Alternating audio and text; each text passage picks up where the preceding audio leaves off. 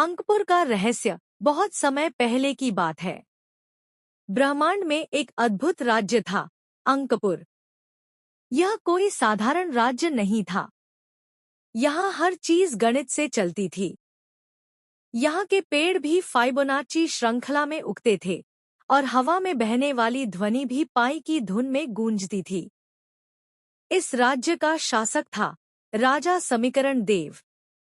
वह संख्याओं का ज्ञाता था और अपनी बुद्धि से किसी भी समस्या का समाधान कर देता था। लेकिन उसका सबसे बड़ा दुश्मन था कालदोष, एक राक्षस जो अव्यवस्था और भ्रम का प्रतीक था। वह चाहता था कि अंकपुर में गणना, तर्क और संतुलन की जगह अराजकता फैले। एक दिन कालदोष ने अंकपुर पर हमला कर दिया और वहां की 7 दिव्य संख्याएं चुरा लीं, जिनसे राज्य में संतुलन बना रहता था। 0, 0, जिससे कुछ भी बनाया जा सकता था। 1, एकता, जो सबको जोड़ती थी। पाई, जो अनंतता का द्वार थी। अनंत, जो हर सीमा से परे था। 2, जो वास्तविकता से परे था लेकिन सत्य था। ई, नेपियर संख्या, जो प्रगति का प्रतीक थी। गोल्डन रेशियो, जो सौंदर्य और संतुलन का आधार थी। जब ये 7 संख्याएं लुप्त हुईं, राज्य में अनगिनत समस्याएं होने लगी। समय रुक गया, नदियां उल्टा बहने लगी और हर कोई भ्रमित हो गया। तब राजा समीकरण देव ने एक गणितज्ञ योद्धा को बुलाया। उसका नाम था आर्यांक।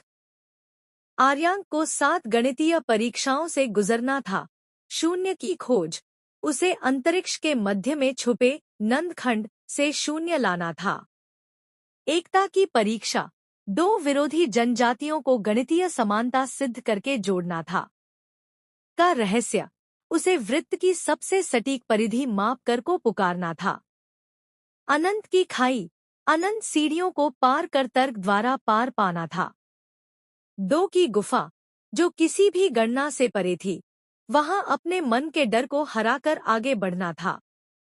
ई का द्वार, समय और विकास की दर को समझकर जीवन की गति पकड़नी थी। गोल्डन रेशियो की देवी, उसे सौंदर्य और संतुलन के सिद्धांत से देवी का आशीर्वाद लेना था। अंत में आर्यांक ने सारी परीक्षाएं पार की, 7 संख्याएं वापस लाई और अंकपुर फिर से संतुलित हो गया।